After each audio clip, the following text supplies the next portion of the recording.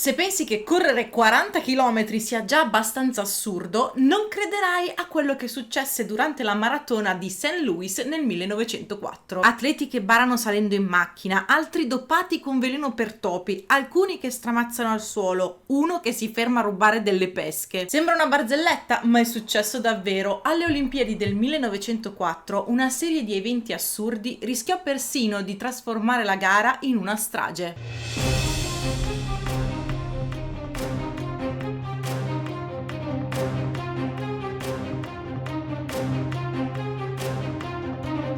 Siamo a St. Louis 1904. Le Olimpiadi si svolgono insieme all'Esposizione Universale, evento gigantesco, ma la maratona viene organizzata con il livello di una sagra di paese. Strade sterrate, polvere ovunque, auto e cavalli che alzano nubi tossiche. È il 30 agosto e la partenza è fissata stranamente alle 15 di pomeriggio, invece che di mattina come si faceva di solito per questa competizione. Ci sono 31 gradi e l'umidità al 90%, un inizio promettente. Lo sparo di partenza dà il via alla gara e subito diventa chiaro che non è una maratona, è un massacro a rallentatore. William Garcia si accascia a terra, la polvere gli provoca un'emorragia allo stomaco che per poco non lo ammazza. Sam Mellor, uno dei favoriti, si ferma distrutto dai crampi. John Lordan, altro campione, inizia a vomitare e si ritira. E siamo solo all'inizio. Il primo problema è l'ingente quantità di polvere nell'aria. Ma perché si sollevava così tanta polvere? Davanti ai corridori passavano le auto degli organizzatori e i cavalli degli spettatori. Ogni ruota, ogni zoccolo sollevava nuvole intere. Era piena estate, strade sterrate, settimane senza pioggia, bastava solo un soffio e la strada diventava nebbia. Una nebbia marrone e soffocante che inghiottiva i corridori. Ma non parliamo solo di terra. La strada era chiusa al traffico solo parzialmente.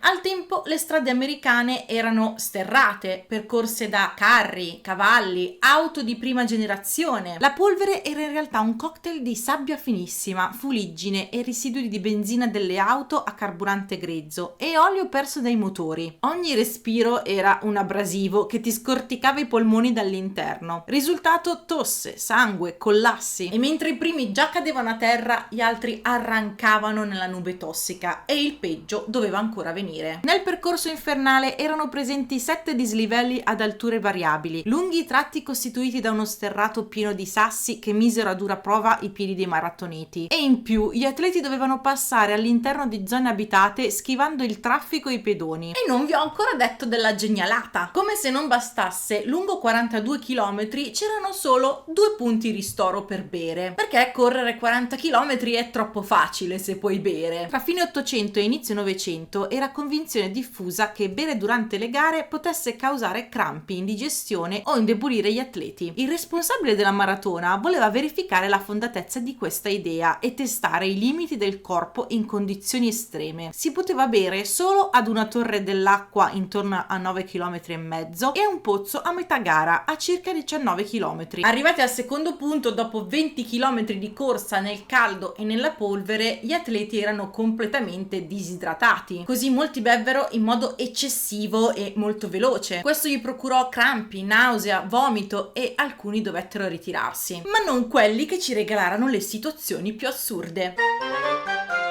Frederick Lors corre per 9 miglia, poi crolla per i crampi, ma non si arrende, sale sull'auto del suo allenatore. Dopo un po' l'auto si rompe, Lors scende, si rimette a correre, ora è al terzo posto. A meno di 5 km dalla fine della maratona supera Albert Corey e Thomas X, che era arrivato in testa grazie ad un aiutino. Dopo 16 km X era uno straccio, chiedeva agli allenatori di bere, ma loro non potevano trasgredire alle regole dandogli dell'acqua. Perciò decidono di aiutarlo dandogli un beverone di brandy, albume d'uovo e stricnina. Sì, veleno per topi. Perché la stricnina? All'epoca era usata come doping legale. A dosi minime stimola i muscoli. Peccato che la linea tra stimolante e veleno mortale sia sottilissima. Risultato: X inizia ad avere allucinazioni. Verso la fine si trova vicino allo stadio, ma dice al suo allenatore che deve correre ancora per 20 miglia. Non riesce più a correre, è mezzo immobilizzato e si regge a malapena. Ma prima di vedere la sorprendente fine di X, c'è un personaggio particolare che richiede anzi pretende la nostra attenzione. Félix Carvajal è un postino cubano, arriva all'ultimo minuto, non ha neanche l'abbigliamento. Arrivato negli States si gioca tutti i soldi che ha a dadi in un bar. Fa l'autostop fino a St. Louis e si presenta alla partenza a digiuno da quasi 2 giorni e in abiti borghesi, camicia, scarpe da passeggio con tacchetto e i pantaloni tagliati all'altezza del ginocchio mentre arrivava la gara. Parte, corre tranquillo, chiacchiera con gli spettatori, ma la fame si fa sentire. Vede degli spettatori lungo il percorso che mangiano delle pesche. Chiede cortesemente se potesse averne qualcuna, ma loro rifiutano. Allora gliene ruba un paio al volo continuando la corsa. Subito dopo sembra che abbia trovato un frutteto di mele. Ne mangia alcune troppo acerbe o marce che gli provocano crampi e diarrea ed è costretto a fermarsi a riposare un po' sotto un albero. Ma le mele non gli avrebbero impedito di chiudere la gara in posizione onorevole. Forse avrebbe addirittura vinto, se non fosse che durante il percorso si ferma più volte a chiacchierare con gruppi di spettatori, rivelandosi più un intrattenitore che un atleta assetato di medaglie. Nonostante tutto, Carvajal chiude con un clamoroso 4º posto. Ma non è finita, ci sono i 2 sudafricani, Len Tauniane e Jean Mashani. Non ho idea di come si pronunciano, perciò li ho un po' italianizzati. Sono i primi atleti neri nella storia delle Olimpiadi. Non si sono allenati per la maratona, ma per esibizioni all'esposizione universale. Uno dei 2 corre scalzo e a un certo punto Len viene inseguito da un branco di cani randagi. È costretto a deviare di quasi 2 chilometri, ma riesce a seminarli e si piazza in 9ª posizione.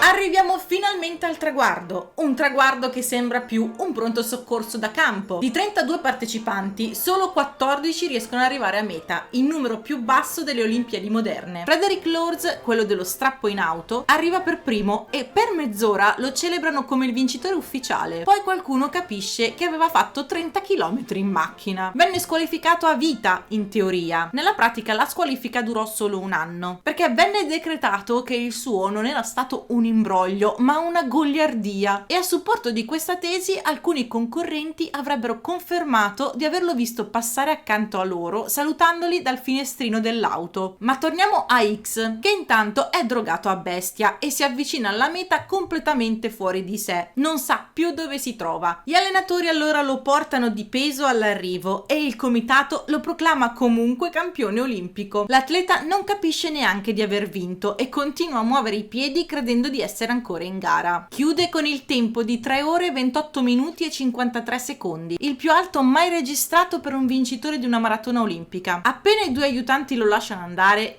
X crolla a terra, rialzandosi solo dopo 1 ora e con l'aiuto di 4 medici. Il pubblico è confuso, gli atleti stremati e nessuno sa più chi abbia davvero corso e chi no. Il caos fu tale che il CEO prese in considerazione l'idea di cancellare la maratona dai giochi. Troppo pericolosa, dissero, ma sappiamo che ciò non avvenne. X, nonostante la terribile esperienza con la disidratazione e il veleno per topi, continua la sua carriera, ottenendo il 2º posto alla maratona di Boston del 1905, superato ancora una volta da quel furbone di Lords. Questa volta però grazie solo alle sue gambe. Ma che fine ha fatto il postino cubano più strampalato delle Olimpiadi? Félix Carvajal, tornato a Cuba, continua a vivere come uno spiantato, ma sempre allenandosi. E 2 anni dopo ottiene il patrocinio del governo greco per partecipare alla maratona dei giochi intermedi ad Atene. Parte così per l'Europa, ma nessuno lo vede arrivare. Scompare nel nulla. In patria i giornali scrivono che è morto. 1 anno dopo riappare dal nulla a L'Avana senza un soldo. La maratona di St. Louis del 1904 è passata alla storia come la gara olimpica più folle di sempre. Eppure, incredibilmente, fu considerata a tutti gli effetti un evento olimpico regolare. Oggi ci indigniamo giustamente per il doping, gli scandali, i rischi negli stadi, ma questa maratona ci ricorda che agli inizi del Novecento lo sport non era pensato come una celebrazione della salute, serviva piuttosto a testare fino a che punto il corpo umano potesse essere spinto, anche a costo di distruggerlo. Se il video vi è piaciuto lasciate un mi piace e se potete anche un hype. Questa nuova funzione di YouTube che aiuta i video a salire in una classifica speciale, la classifica